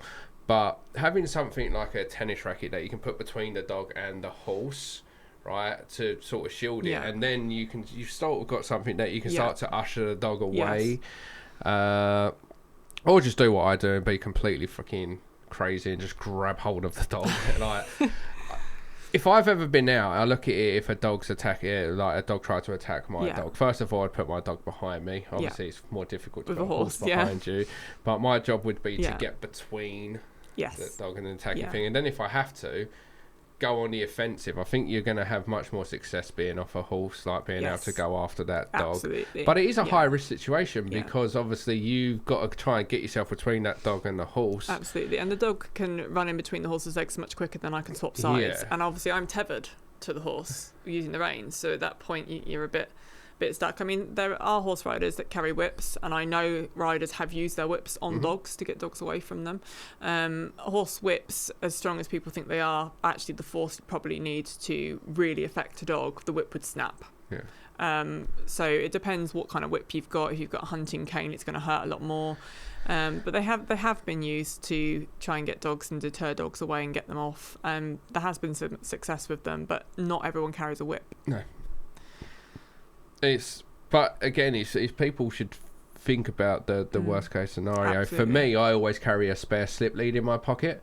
Because if I ever need a lead, say I encounter a dog that's maybe lost, or if I encounter a dog, if I have to choke a dog off of a bite that may not have a collar on, say, You've got something to I've hand. got something to hand. So for me, I always have one in my car. And always have one on my persons when I'm out, just for those reasons. I think we shouldn't live in a world where we have to prepare for the worst case scenario, but it could be worth thinking about. Vicky Hill 4 clearly doesn't listen. 9-week-old puppy crying when I leave her at home, alone at home in her crate. Do I just keep going and trying? Will she get used to it? I clearly stated this was not an ask me anything. I can't answer that one, I'm afraid. I'm not answering it. What to do when you see a dog attacking a horse? What if you see ring the police. If you're with somebody else, try and record it at the same time so you've got video evidence. It's very difficult for me to say intervene, because you as a member of the public are putting yourself in a lot of danger by intervening, not only with a horse that you don't know that could be reactive, a dog you don't know that could seriously injure you, and there's so many things that could go wrong. The best thing to do is keep yourself safe, be a witness, and ring the police. Yeah, perfect. The reality is, for me, if I was to see a dog attacking a horse, I would intervene. Yeah, I would as well. That is your experience with horses. Yes, I'm experienced with dogs. If I get bit, chances are I'm going to live to tell the tale. Yeah. But I'm also very experienced at grabbing hold of dogs without getting bit. Yeah. Very experienced with knowing how to get a lead under a dog without getting bit. Absolutely. And I also know what a bite feels like, so that helps as well. I think the experience, I think we both step in, but I think Joe Bloggs, member of the public, that doesn't have the level of experience with either animal, just record and ring the police. Don't scream though, because if you go over there trying to help, don't scream. Absolutely. Because all that's going to do is just excite the problem and things like that. Yeah. You just want to try to get something between the dog and the horse in the meantime. Like I said, if you're experienced, you can grab hold of that dog by the scruff. Yeah. If you grab it by the back legs, there's a big risk because you can swing around and get you. Just make sure you keep going round until the dog stops trying to get to its back end, then let go. Yeah. But ultimately, I don't really like grabbing the back legs of a dog for that very reason. And there are situations that are going to be really emotive. If you're sat watching, say if it's a young child or a teenager being attacked by a dog on a horse and it's and the kid's screaming because they're terrified, you're going to want to, as a person, step in. And it completely depends on the situation. But if you haven't got the experience, or you know that you're going to get hurt yourself, you're not any use to that person if you're already hurt. Let's have a look. Let's carry on. That was from iMatthews_1985, by the way. If I remember to screenshot these, we'll put these on the screen for people watching on YouTube. How can I protect my horse from a charging dog? Must I stand my ground or charge? That was we answered that one, didn't we? Yeah, we did. But thank you, Rachel, for Rachel Grace 2702 for your question. Jack and Storm, how do I teach my dog to keep his distance from a horse? Keeping it on a lead. Question for you, yeah. He's keeping it on a lead. The thing is, if a dog can do something, that behaviour becomes reinforced, whether we like it or not, whether it's good for us or not. If your dog can run over to something and you can't stop it, your dog learns that you can't stop it. Yeah. So ultimately, your dog will keep doing that if it's fun and enjoying. Yeah. So you have to stop that by having your dog on a lead and working around the things that your dog wants to get to, but preventing them being able to get there, and then ultimately giving them something to keep them wanting to stay within you. Yeah. And again, teaching them what that lead means. Because if you teach your dog how to walk nicely by your side, then when you put them on a 10-foot lead, a 20-foot lead, a 30-foot lead, you're effectively teaching them the same thing. You're just giving them more freedom, but you're doing it in stages and safely. Absolutely. And if they understand the lead, then communication is much easier. It's not allowing your dog to do that unwanted behaviour. How can I stop my dog pulling on a lead to get back home at the end of the walk? Thanks, Josh. Big help, mate. Not what we're looking for today. What can I do to help my mum's dog, who's 5 years old, not to be afraid of my puppy? Name I can't pronounce is also not been very helpful. This is what makes me laugh. It just goes to show how people. This is why you should watch videos from beginning to end before making a judgment or forming opinions. You should know all the facts. Yeah, 100%. Because clearly people haven't watched this video where I state this is questions for you. Yeah. Not an ask me anything. Yeah. Not for dog training advice. What to do if you have a nervous horse around an uncontrolled dog whilst out? From Rebecca Sewell. That's a really good question, Rebecca. So if the horse is already nervous with dogs, then the same as you would do with a dog, you need to try and get the horse desensitized around calm dogs. So if you've got a yard dog, most people do. If you've got a dog, your friend's dog that's used to being around horses, bring them on the yard. Let the horse see them at a good distance and go through those little steps, getting closer and closer and more familiar as you would do with desensitization. If you're out in public and you come across a dog and the horse is becoming nervous, ideally you need to communicate that with the dog owner. That is the first and foremost. My horse isn't great with dogs. I'm letting you know that now. And then between the two of you can manage the situation. If you remain quiet and internally panic, you're going to feed that energy straight into the horse. The horse is going to get more upset. You're going to get very uptight and not even realise that you're getting uptight about this. And it's just going to end up in a really negative situation. So communicate, try and breathe, talk to the horse, keep it as calm as you can, and just be relaxed as you can in that situation, and communicate. Please communicate with the dog walker or the dog owner. The horse is worried, because if you don't do that, they can't act appropriately. This is the big thing. We have to be able to communicate with each other. Perfect. Let's have a look. My dog is scared of fireworks and snap crackers at the seaside. I've tried everything. What do you think of the puppy raiser role advertised by the guide dogs? Optimal day for a dog. Sleep time, naps, train...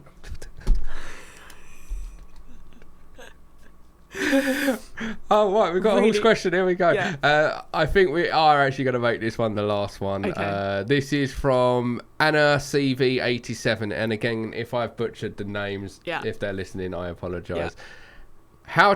I think this is going to be more towards me. Okay. How to train a dog to be more comfortable around a horse without making it dangerous for the dog or horse. To be fair, we could both hit this. How would one do it without making the horse uncomfortable? How to get your dog used to distance? So for the horses obviously have massive ears, and they use their ears for hearing, and they can hear very well. So the dog in the distance rustling around, barking, moving around, whatever they're doing, the horse can hear it like it's next to them. What horses don't have is great depth perception. So when you come into their space, they're not going to work out what you are until you're much closer than you think. So actually you being in distance is much better for the horse and much better for the dog. And then as the dog's calmer, just slowly come in and approach the situation. Please make sure the horse is good with dogs. Don't put, random horse and a random dog together. And just slowly come into the situation. Horses are generally fine with dogs. They're not great with dogs running between their legs. Mm-hmm. And actually that's not a good idea for your dog either, because if the horse steps or there's a fly land on its leg and it picks its leg up and puts it back down, that's your dog's paw broken. And obviously horses do not like dogs hanging off their tails. Please do not do that, or jumping up. But generally, just distance, slowly coming into the space and trying to be as positive about how calm both animals are as possible. Yeah, I think obviously that distance, it goes both ways. Obviously, even if you've got a horse that's completely comfortable, like we've got 3 horses at the training centre, and they have been around dogs their whole life. Yeah. Even dogs barking, it just does not faze them. And they're not shy about coming forward to say hello to what dogs hear. So even if you're dealing with a horse like that that's really confident, distance is still going to be your friend when you're working with your dog, because at a distance you can start to see how your dog is with it, and then you can close that gap. And if your dog then starts to get stressed or stops listening to you as you get closer, you know that if you imagine there's a giant bubble, if you will, when you get to that stage where the dog's no longer listening, that bubble's burst. So you need to refill that balloon by taking a step back, working there, reward, having fun with your dog, with the horse in the background, and then slowly closing that gap. Yeah. If you don't have access to horses, as we've already discussed, you can ask members of the public. They might be willing to help. Or we have horses at the training centre if you want to bring your dog down there, and we can help you that way. So that's going to do it for question time, because there's loads of them, and I don't want to keep you here all day. We could talk all day. We could talk all day about this. It's an emotive subject, but it's a subject that can have serious consequences, and that's the main and the most important thing to remember, is that most dog walkers are fantastic. They're great, and they do exactly the right thing every time without even hesitation. But the frequency of the irresponsible ones is happening more and more, and with that comes more severe consequences.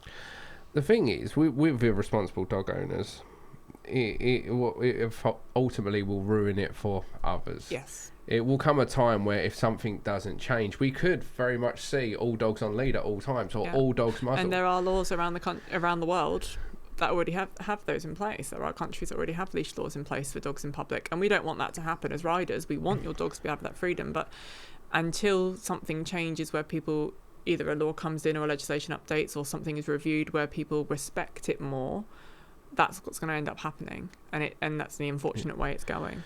Yeah, we just need to be respectful of everyone. Yeah, respectful of other horse riders, respectful of other bike riders, respectful. Even if it annoys you, if you're on the road and you're having to go a little bit slower for 5 minutes, it's not the end of the world. Yeah. And it's not even 5 minutes. This conversation just make me laugh, going on a bit of a tangent, because as a rider myself that use the roads a lot, I am always looking for the first pull-in place I can to get out of the way. Always. And I do not walk on 60 mile an hour or 40 mile an hour roads. I'm at trot because I want to be able to move quicker with the traffic. And what gets me is that I know, as a rider myself, I'm trying to get off that road as quickly as possible, and every road in the UK connects to a bridleway. The bridleways connect back into the roads, that we have no choice. But the funny thing I find is that if I was to load my horse up in a trailer, which is suggested all the time, and take it to woods, you'd be stuck behind me for far longer than you would be if you just overtook me on my horse. Yeah, so, I'll be honest with you. I think you're spot on there. Yeah. It's your journey's far longer when you're stuck behind a horse in a trailer than you are if you were just going to overtake the horse nicely on the road. You just overtake it. Oh, that's Bo, the spaniel, wanting to come in. Then you just overtake it ever so slowly, and then you're off again. Yeah, exactly. But, people just, feeding horses, just a quick one. Obviously, I see people on my way into the office, we pass some horses, and you can often see people there giving them straw and stuff like that. Should we be feeding strange horses, or Absolutely is this not. A big no-no? Absolutely not. Never ever feed anyone's horses, especially if you do not have permission to do it. And the reason I say that is because as science has developed over the years, we found that different things either have horses are allergic to, or the sugar content is so high, and they can get choke. And I think a lot of people don't realise horses can't be sick. If they get an upset stomach... I only found it out the other day. I didn't know horses couldn't be sick. Yeah, they can't found be it sick. Out the other day. Yeah, so if you're going to feed the horses something that you think is innocent, and you've seen in a film that they've been fed bread before, just don't do it. Because if the horse gets choke, how do you do that if there's no owner around and you don't know the horses or how to deal with a horse with choke? What are you going to do? Would you know the signs of choke? If you fed it something and it got colic because it can't throw up, that's a massive abdominal surgery, which is incredibly expensive, and not all horses are suitable candidate for it. And you can build up all sorts of gases. They can get laminitis from the sugars. If you're going to give them carrots, just don't feed other people's horses at all. Not even grass. Do not give them grass. Do not give them anything. Don't pick some grass off the floor. Just don't give them food. If you've got a welfare concern, there are authorities that will deal with that. Don't go do it yourself. The thing is, it's the same reason why I tell people you should never give a strange dog you don't know treats. If Absolutely. a dog comes over to you in the park, always ask the owner first. Can I have this? Because they could be on certain medications. Absolutely. They could have certain... I assume horses are very much the same as dogs. You can have some that have got allergies. Absolutely. Some that have underlying health issues. And there's some that are allergic to grass. Would you believe it or not? Some horses are actually allergic to grass. Yeah. So just don't feed them anything.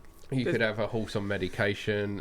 You don't know. So unless you have permission, like say at a petting zoo or something like that, don't feed another person.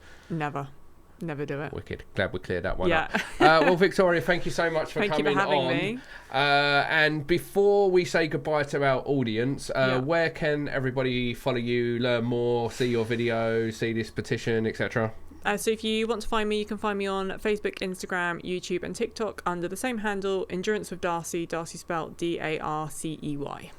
Perfect. And is there any final words or anything that is going on with you that you want to tell the audience?